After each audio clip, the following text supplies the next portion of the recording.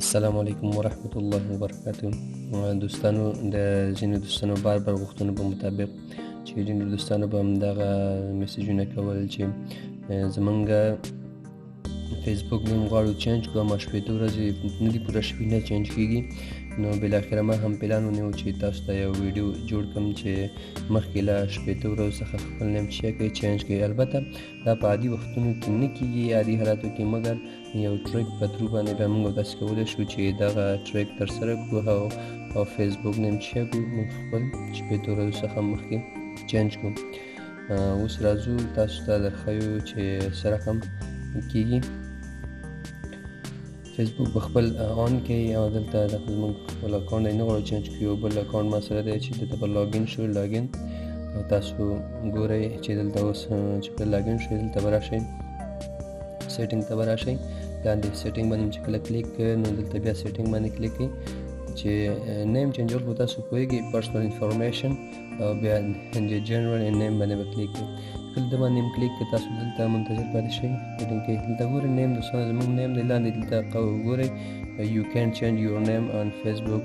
تاسو نشئ کولی چې خپل نوم چینج کړئ د شپېته ورځو څخه مخکې. دا د فیسبوک پالیسي همدا ده چې شپېته ورځو څخه مخکې نه چینج کېږي، اما یو ټریک ترو باندې موږ تاسو دا چینجوو.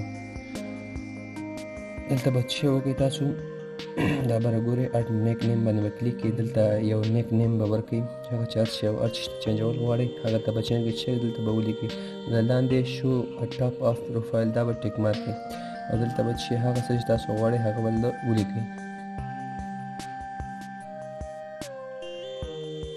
کله چې دا تاسو ولیکئ دا چې سیف باندې به کلیک کړئ، دا ټیک مارک به کې ضرور به ټیک مارک کړئ، دا به سیف باندې کلیک کړئ. دا سیف شو. راځو خپل پروفایل ته، پروفایل ګورو چې څه رقم دا چینج شوی دی، راغلی دی که نه دی راغلی. هوم پیج ته دلته راځو، دلته وګورئ خپله دغه کې ګورئ قوس کې راغلی جاوید درمان. مقصد دا موږ دې ته اړولی دی تاسو ته. تاسو هر څه وي اني نیم تاسو کولی شئ چینج کړئ.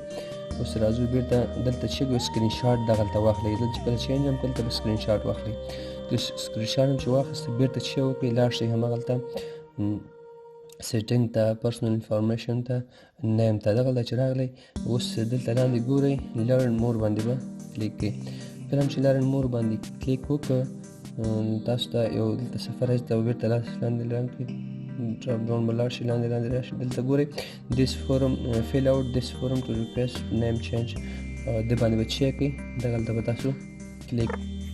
کله چې دغه صفحه خلاص شو دلته ګورئ نیو فرست نیم باندې چیک کړئ. دلته به هغه څه ولیکئ چې مخکې تاسو لیکلی وو، مثال جاوید، لاست نیم کې به چې وکړئ، سور نیم کې به درمان ولیکئ.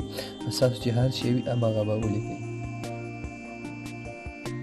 بیا به لاندې راشئ دلته یو بل کار هم پاتې دی. دلته ریزن فار دیس چینج وایي تاسو چې علت څه دی دلته به ولیکئ چې اډینګ نیک نیم، یعنې نیک نیم ته نوم اړول غواړم. چوز فایل باندې به چې هغه مخکې چې موږ سکرین شاټ اخیستی وو هغه به چې کړئ، دلته به ور اضافه کړئ او سینډ به کړئ. دغه تقریبا 20 الی 10 دقیقې وخت نیسي. تاسو وګورئ اوس 4 او 50 دقیقې دي، تاسو باید 10 دقیقې ما سره انتظار وباسئ او زه د دې لپاره ویډیو دروم چې 10 دقیقې پوره شوي تاسو ته بیرته راګرځم. بیا موږ سره اوسئ.